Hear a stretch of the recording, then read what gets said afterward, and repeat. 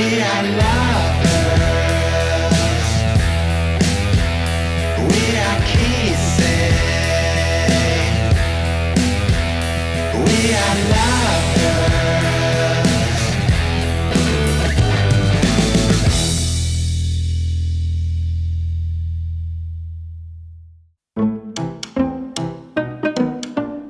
Para crear algunas mentiras se necesita mucho trabajo.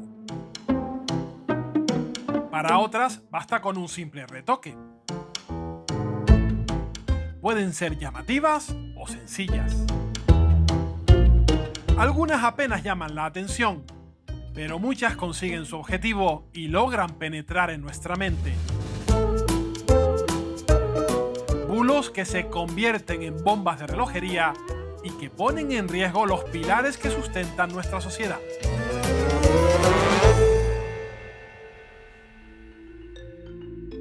Los bulos se han convertido en la otra gran pandemia. 4 de cada 10 europeos se encuentran con frecuencia noticias falsas, una cifra que se duplica en nuestro país. El 83% de los españoles asegura que se enfrenta a ellas de manera habitual.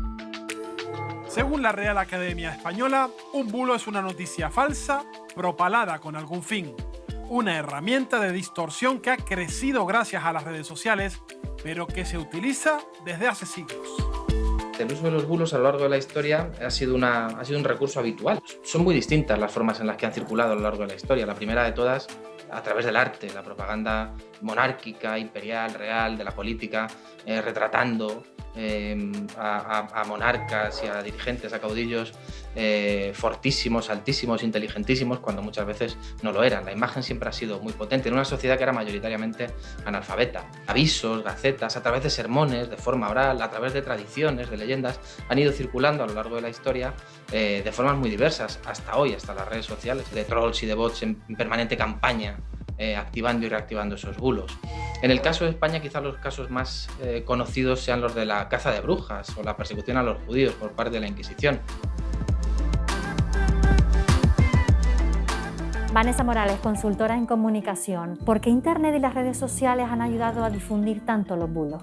Yo creo que los bulos han existido siempre, pero en un contexto mediático en el que la información era unidireccional, pues eran los periodistas los encargados de contrastar la información y de verificar que todo fuese correcto. Ahora, con esta sobreinformación que tenemos, con la multiplicidad de canales, lo que ha pasado es que el usuario, nosotros, somos los que tenemos que contrastar esa información y muchas veces no tenemos tiempo para todo. Y otra de las cosas que también hemos visto o estamos advirtiendo es que cada vez hay más perfiles falsos de cuentas.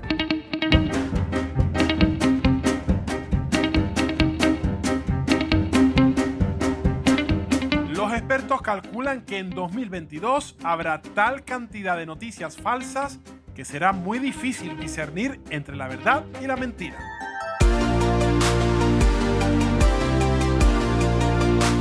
Le saludo al otro lado, Gumersindo Lafuente, director adjunto del diario.es. ¿Podría explicarnos la importancia de verificar la información antes de publicarla en estos tiempos de bulos que corren? Ahora lo que está ocurriendo desde la llegada del ecosistema de las redes sociales, hay muchos más actores que simplemente desde un teléfono móvil o desde un ordenador pueden emitir mensajes, pueden contar historias que por el hecho de estar algo en redes sociales, por muy atractivo, por muy llamativo, por muy sorprendente que parezca, no tiene ningún certificado de autenticidad y hay que ponerlo todo en cuestión. ¿Por qué se les cuelan a los medios de comunicación algunos bulos? O es la credibilidad un poco inocente del periodista o es una mala praxis directamente, porque a lo mejor ese bulo es tan espectacular que hay algún medio que de manera equivocada lo emplea para tener una viralidad que cree que le puede dar rentabilidad. Eso puede darte pan para hoy, pero yo creo que muy poca credibilidad en el futuro.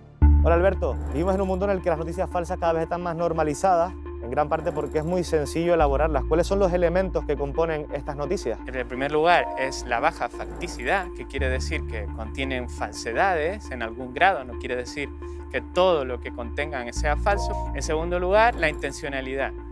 Las personas que crean las noticias falsas tienen malas intenciones, intentan engañar, intentan confundir. Y en tercer lugar es el formato. Cuando nos llega una noticia falsa a través de un link en WhatsApp, accedemos a una web y esa web tiene todos los elementos que nos harían parecer que se trata de una noticia real. ¿Y cómo podemos explicar que pese a ser noticias falsas funcionen tan bien? Una gran cantidad de experimentos han llegado a una conclusión que se puede resumir como el efecto continuado de la desinformación, que nos viene a decir que una vez nuestro cerebro está expuesto a un bulo, a una noticia falsa, olvidar del todo esa información y que no tenga ningún efecto, ninguna consecuencia en la forma que pensamos o que actuamos es muy, muy, muy difícil. Mario Tascón, director de Prodigioso Volcán. Vivimos rodeados de noticias falsas. ¿Son esas noticias falsas fáciles de crear? Las noticias falsas son muy fáciles de crear. Hay que ser simplemente rápido para colocarlas en el momento adecuado y son, yo creo que una de sus características es que son baratas de producir, no hacen falta grandes medios. Usted hace referencia en sus estudios a las cámaras de eco. ¿Por qué razón cree que vivimos inmersos en esa realidad? Las redes sociales al final están basados en tus gustos, por tanto, tú vas construyendo alrededor una capa virtual social que es muy cercana a lo que tú piensas y a aquello que te gusta y por tanto estás rodeado de cosas que cuando las dicen otros son parecidas a las que tú dices o piensas. Los creadores de bulos conocen muy bien nuestra mente, porque tendemos a dar por cierta la información que nos da la razón. Y tiene una explicación científica. Cuando leemos o vemos algo que confirma nuestras creencias, aumenta la dopamina, un neurotransmisor que nos causa sensaciones placenteras. Cuando nos presentan una idea que contradice lo que nosotros creemos, nuestro cerebro dedica mucha energía a intentar desacreditarlo. Y el sesgo de confirmación, al revés. Lo que nos cuentan que confirma nuestras ideas previas, tendemos a creerlo con mayor facilidad.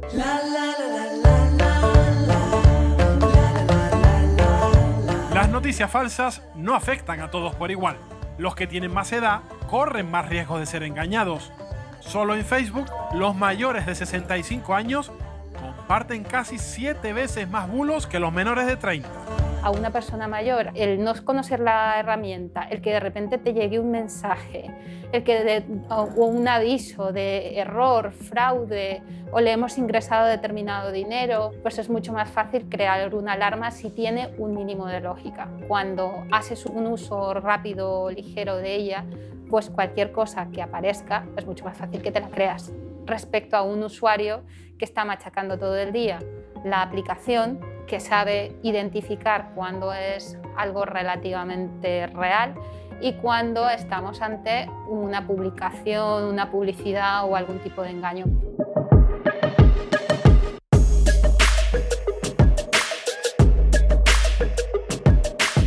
La mayoría podemos ser engañados, pero hay claves para reducir el riesgo. Irene Larraz, coordinadora de fact-checking de Neutral. ¿Cuáles son las claves para diferenciar noticias de bulos? Por ejemplo, nos fijamos en las fuentes, si es una noticia, si cita fuentes, qué tipo de fuentes son, o si de repente la mayoría de los bulos que tienen apariencia de noticias no citan ninguna fuente. Tienen una exclusiva, que es tan exclusiva que solamente un medio desconocido y que no es realmente un medio que lo tiene. Y luego muchos de los bulos que nos llegan a través de WhatsApp, de nuestro servicio de WhatsApp, son sencillamente cadenas que parece cualquier cosa que pueda haber escrito una persona y compartirla en su WhatsApp. ¿Se ha notado un aumento de bulos, de fake news durante la pandemia?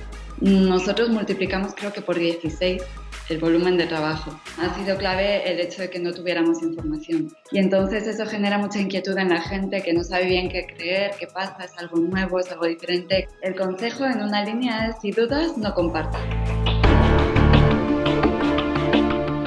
Los que fabrican los bulos lo hacen principalmente por dos razones. Buscan sacar un rendimiento económico atrayendo visitas a su página web, o bien por un motivo ideológico, con el objetivo de difundir una visión política determinada o estigmatizar a un grupo social.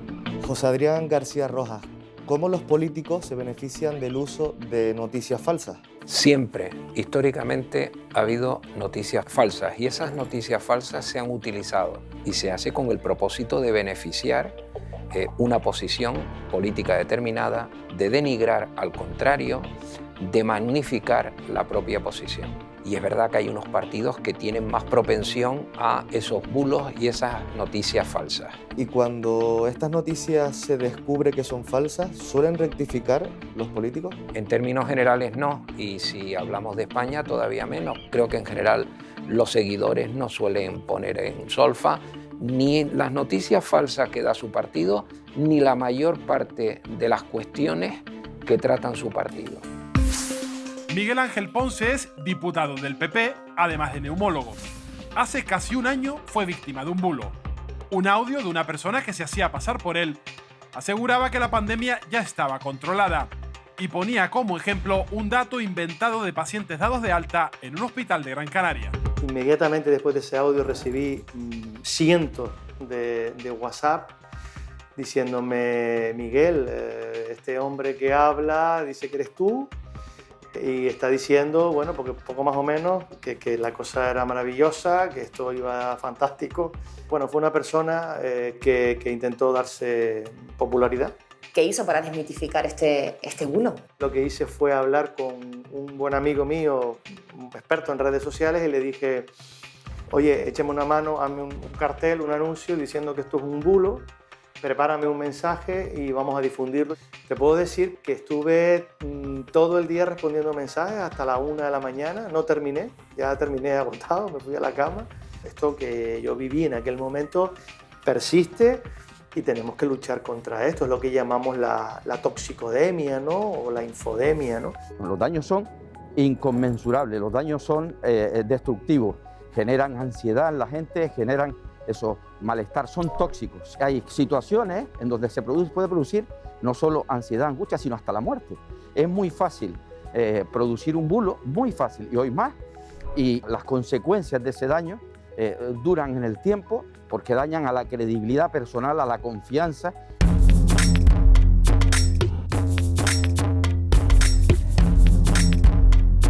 En Internet se gana dinero con el tráfico de visitas.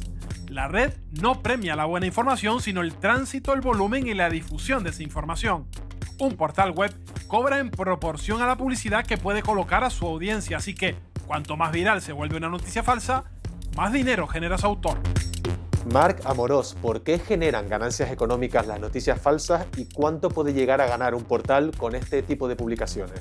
Todas las noticias falsas esconden siempre un objetivo que puede ser económico, lucrarse con su difusión y con su viralización, o un objetivo ideológico que es intentar influir en el pensamiento de la gente.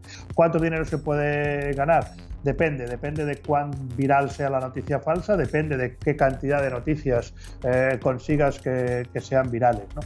Tenemos estudios que nos muestran que en la campaña, por ejemplo, de 2016 entre Hillary Clinton y Donald Trump, la mayoría de las noticias virales falsas eran proclives a Trump, ¿no? Entonces hubo investigaciones que nos demostraron que habían chavales en pueblos de Macedonia difundiendo información falsa a favor de Trump simplemente porque les generaba ingresos de 4, 5, 6.000 euros mensuales.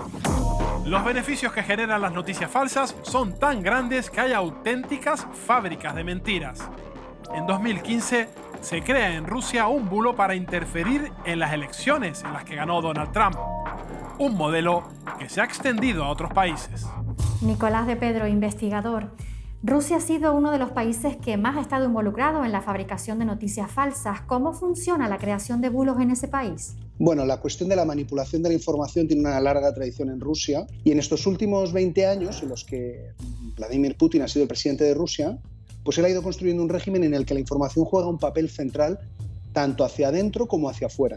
Hay quien caracteriza su régimen como una autocracia informativa, en el que hay un control férreo de todas las televisiones y de buena parte de la prensa escrita para legitimar el régimen, que se consigue en parte atacando la legitimidad, sobre todo de Occidente. La desinformación es un arma que utilizan los regímenes autoritarios contra los gobiernos democráticos, no se produce en el otro sentido. La viralización de bulos también puede afectar gravemente a la reputación de las empresas, dañar su imagen y ocasionarles pérdidas millonarias. La noticia falsa convierte la falsedad en verdad hasta que no se demuestre lo contrario, ¿no? Recuerdo el caso, por ejemplo, de Heineken. Empezó a circular un vídeo falso en el que se veían unas palomas introducirse dentro de un tanque y decían que en ese tanque se hacían la cerveza con palomas trituradas, ¿no? Bueno, a Heineken tuvo que desmentir esa noticia, pero le costó horrores. Pues estos casos para una empresa pueden hacerle muchísimo daño. Creo que la comunicación de toda empresa en redes sociales debe ser proactiva y debe estar enfocada en generar transparencia, empatía y confianza en el consumidor.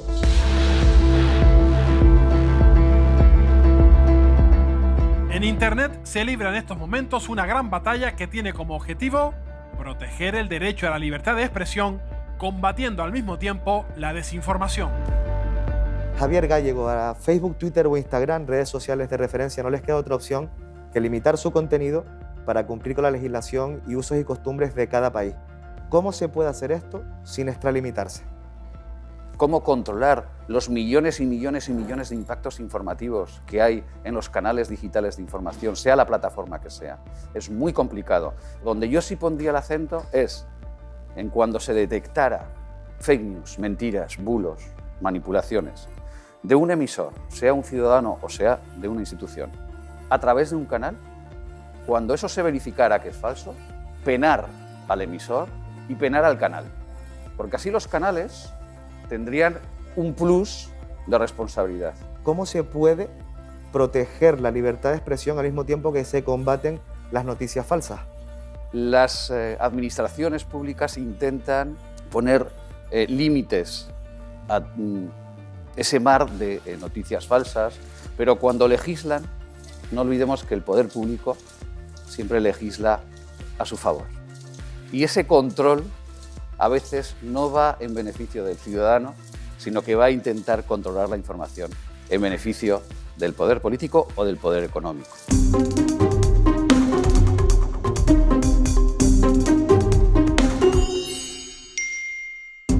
Los intereses que generan los bulos son tan grandes que se han convertido en un negocio rentable, un comercio de mentiras que genera consecuencias muy graves.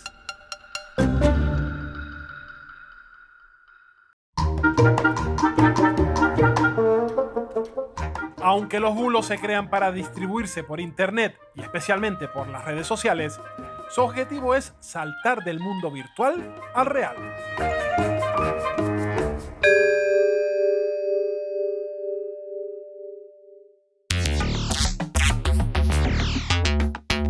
El coronavirus ha conseguido que la desinformación haya aumentado como nunca.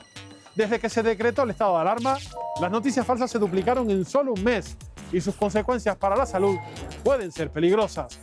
3 de cada 4 médicos reconocen haber atendido a pacientes preocupados por los bulos.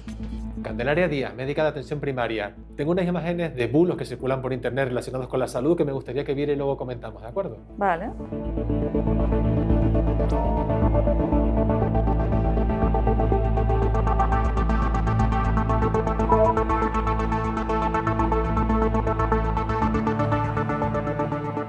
¿Cuáles son las dudas, los miedos basadas en bulos como estos que circulan por redes sociales que más frecuentemente les llegan a la consulta? Nos suelen preguntar mucho por el tema de la vacuna, por ejemplo, porque tienen mucho miedo y han oído muchas cosas por internet sobre la efectividad, sobre si es segura o que si les van a meter algún bicho en el cuerpo. Si es un paciente que por lo que sea tiene que recibir un tratamiento y por estar desinformado o mal informado va a tomar una decisión en su vida importante basada en cosas que no están fundamentadas, por supuesto que va a tener repercusión en su vida. Toda la solución, la única solución es la vacuna. Y resulta que llega la vacuna, llevamos ya 2 meses de vacuna, una vacuna que no se ha probado en el ser humano, que no han testado, que la están testando directamente con nosotros, con los seres humanos, con cobayas. La vacuna contra la COVID ha sido uno de los elementos que más bulos ha generado. En algunos se asegura que podía alterar nuestro ADN y en otros que nos implantan un chip. Mentiras que utilizan los movimientos antivacunas para ganar adeptos. ¿Podría explicarnos si a lo largo de su carrera ha visto tanto rechazo a una vacuna como a esta de la COVID? No, desde luego que no, Wendy. Una dinámica tan exagerada, que ha dado lugar incluso a movimientos en la calle, cuestionando las vacunas frente a un problema tan grave de salud pública como ha sido la pandemia, francamente nunca lo había visto. Lo del microchip controlador en la vacuna, pues francamente raya en lo humorístico. Y otro que casi me indigna es el tema de que causa esterilidad en los varones y que al mismo tiempo nos va a modificar el ADN. ¿Cuál es el peligro de que la población pierda la confianza no solo en la vacuna contra la COVID, sino en las vacunas en general? Si dejamos de poner sobre la mesa una de las herramientas que ha posibilitado ese cambio, volveremos a reintroducir los problemas por los cuales enfermábamos o moríamos a principios del siglo pasado, y eso puede ser absolutamente dramático. Izan, tú puedes hablar de primera mano de los daños que hacen los bulos, en concreto de un tema muy actual como son las vacunas. Mi experiencia con las vacunas es que crecí sin ser vacunado y cuando cumplí 18 años cambié mi relación con ellas. ¿Por qué tomé esa decisión? Porque quería tener mis dosis puestas y convertirme en un defensor de las vacunas y de lo importante que es la educación al respecto. Mi madre era una firme opositora de las vacunas. Ella creía que no son importantes ni seguras. Obtuvo mucha desinformación en Internet de lugares como Facebook y crecimos escuchando todo eso. Esa es la razón por la que decidió no vacunarnos. ¿Te consideras una víctima de los bulos? Definitivamente creo que soy una víctima de la desinformación sobre las vacunas, porque mi madre basó su decisión de no vacunarnos en la desinformación que ella recibía, así que nos puso en riesgo al no hacerlo. Al final, esa es la definición de ser víctima de la desinformación y los antivacunas, que te ponen en riesgo, y no estar vacunado es un gran riesgo. Veo cómo las redes sociales influyen en un montón de gente que cree estas cosas, y las mentiras sobre vacunas pueden ser peligrosas porque además se difunden muy rápidamente.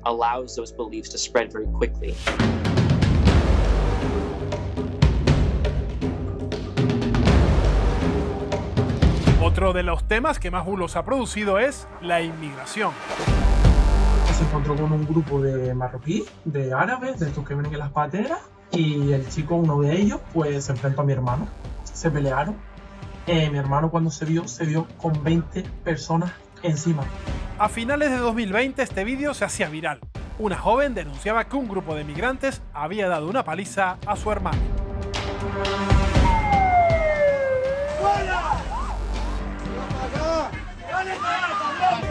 Tras esa denuncia difundida en las redes, se produjo esta concentración contra los migrantes alojados en un hotel del sur de Gran Canaria. Lo hacían motivados por un bulo. La información real y veraz era otra. Las lesiones que se mostraban en el vídeo se produjeron en una pelea en la que, según la Guardia Civil, los implicados eran canarios.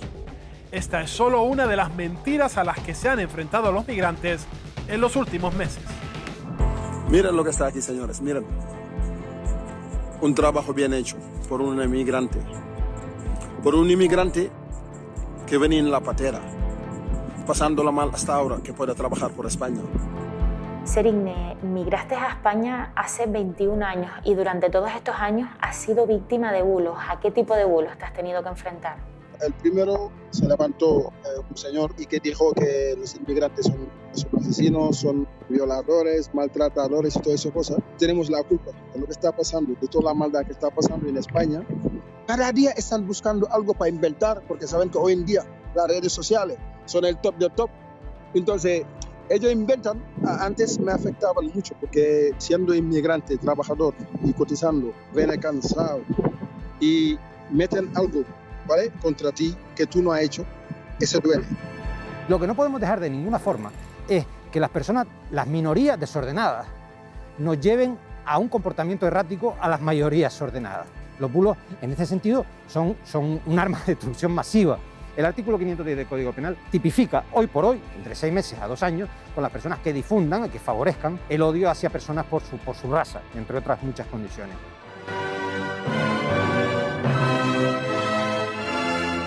La inmigración irregular es un tema recurrente. Detrás suelen esconderse intereses políticos que apelan a los sentimientos para adornar sus mensajes. Una artimaña que puede provocar graves consecuencias. This should be a British passport. It says European Union on it. All right? I think to make this country safer, we need to get back British passports so that we can check anybody else coming in to this country. Los defensores del Brexit usaron el miedo al extranjero en su discurso. Aseguraban, sin datos, que los británicos se quedarían sin trabajo si no se detenía el flujo de migrantes.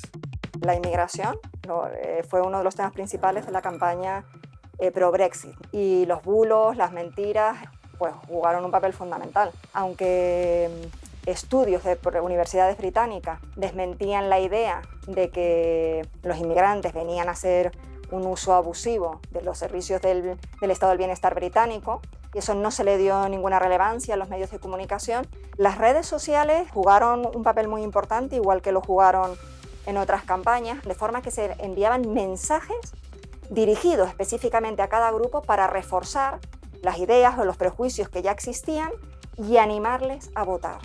Otra de las estrategias para que el Brexit sumara apoyos fue la de saturar de noticias las redes sociales. En las 48 horas previas al referéndum, más de 150.000 cuentas de Twitter de origen ruso publicaron 45.000 mensajes sobre el Brexit para confundir al electorado. La mayoría de esos tweets, que provenían de los llamados bots, animaban a votar por la salida de la Unión Europea, algo que finalmente sucedió. Josué Fumero, ¿qué son los bots? ¿Cómo podríamos definirlos? Es una especie de programa informático para hacer tareas repetitivas en Internet. Dependiendo un poquito del cometido, pues las tareas pueden ser de distintos fines, como pueden ser fines positivos, incluso fines negativos, ¿no?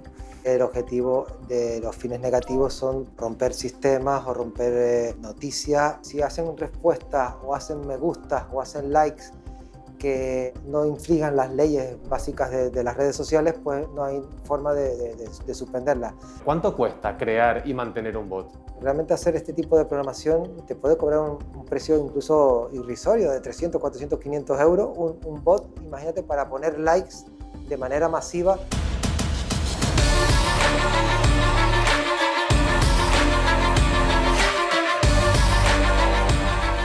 Si hay un experto en noticias falsas es Donald Trump. El ya expresidente norteamericano fue el que popularizó el término fake news en 2016, curiosamente al acusar a los medios de usar falsedades contra él. El mensaje de Trump desde el inicio, desde las elecciones, es un mensaje de yo, América, los míos, contra el mundo. Es un mensaje que busca la polarización. Y con las noticias falsas consigues la polarización. Cuanto más sereno y más racional sea el debate, peor para Donald Trump. Desde luego, si considera que las fake news sirven a sus futuros propósitos, seguirá utilizándolas, porque lo ha demostrado con los hechos.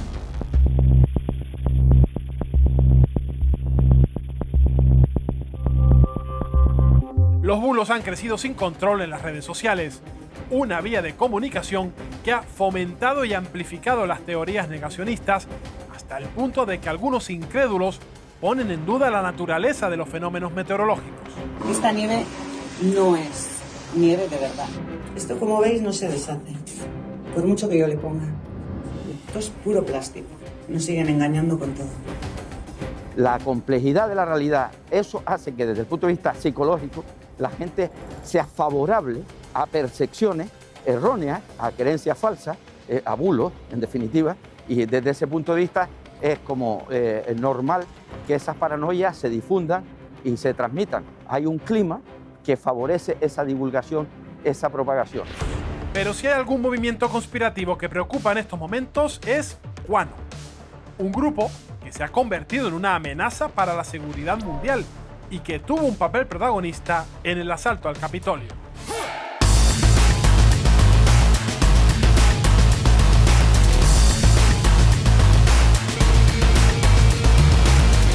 De momento, QAnon ya ha conseguido introducir en el Congreso de Estados Unidos a Marjorie Taylor Greene, una extremista que asegura que muchos demócratas deberían ser ejecutados por traidores.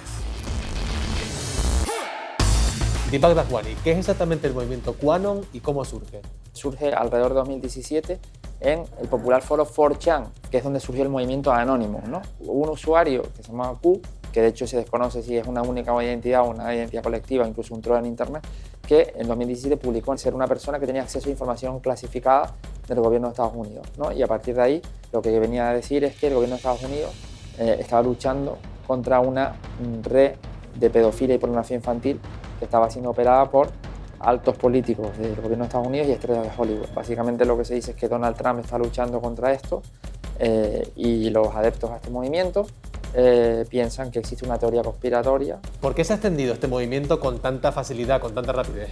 Hay una parte de cómo la sociedad digital en la que vivimos permite o incluso facilita el que se puedan difundir falsas informaciones, fake news. Y si la información es relativamente atractiva para el público y cuenta con adeptos, pues al final esto se consigue, ¿no? La red no tiene límites ni fronteras. Realmente quien ha sido seguidor de este movimiento desde el principio, aunque surgía en Estados Unidos, puede haberlo seguido estando en España, Francia, en China o en Rusia, da igual.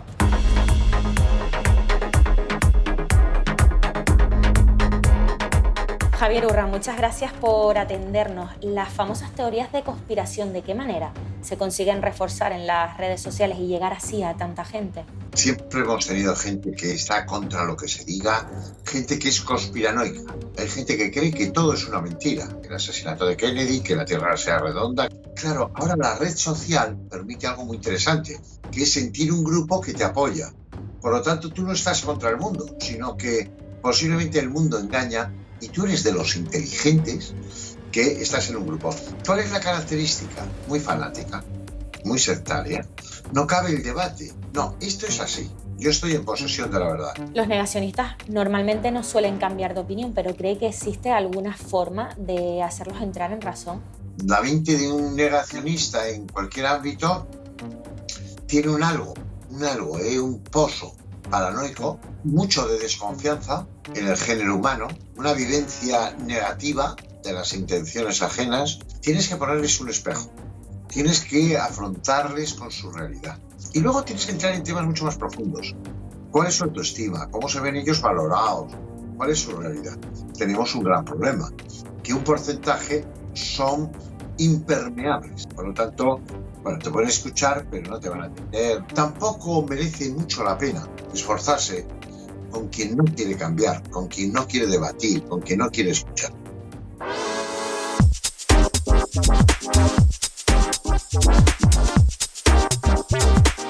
En un momento en el que se multiplican en todo el mundo los ataques a los sistemas democráticos, es indispensable intensificar el debate sobre el papel de los medios de comunicación en la lucha contra los bulos y las noticias falsas. Desde siempre la gente ha jugado con la mentira, además la mentira es más divertida que la verdad, pero la distribución, la dimensión de las noticias falsas evidentemente era mucho menor que lo es ahora. ¿Qué es lo que cambia? Internet. Diferenciar entre una mentira y entre lo que ahora se utiliza el anglicismo de fake news. ¿Por qué? Porque hay mentiras que son fácilmente comprobables, pero después hay una serie de noticias que son difícilmente comprobables. Es necesario más formación a la sociedad. Estamos en un momento en el que nunca ha sido tan fácil acceder a la información y nunca ha sido más fácil estar desinformado. Estamos hablando simplemente de no creerte lo que te cuentan, sino de intentar contrastarlo, y es fácil. Contrastar necesita tiempo. Por supuesto. Y ahora mismo, con la facilidad de comunicar cosas que tienen las redes sociales, pues estás en un semáforo, y entonces tú miras en un semáforo una información que te acaba de llegar, que a lo mejor es una trola impresionante. Pero es que hay gente que coge el mismo semáforo y se lo manda a un montón de gente. Hay una gran parte de la población que puede tener esa iniciativa de no me lo creo a las primeras de cambio, pero hay otra gran parte que le llega la información y se la cree. Bueno, pues ahí está nuestro papel, ¿no? Nuestro papel de, muchas veces cuando saltan esas informaciones, también tratar de dar respuesta. Pero hay otro aspecto que es muy importante, que es el ético y el moral. Creo que los medios de comunicación tienen un papel fundamental para mediar en todo este ecosistema de fake news, y sí que le pido a los ciudadanos que confíen en nosotros. Aunque la desinformación siempre ha existido, nunca antes había tenido tanto poder de propagación. Solo siendo críticos y exigiendo periodismo de calidad, lograremos hacer frente a bulos de consecuencias imprevisibles para nuestras democracias. La fábrica de mentiras seguirá produciendo sin descanso, pero nosotros podemos detenerla con una sola mano.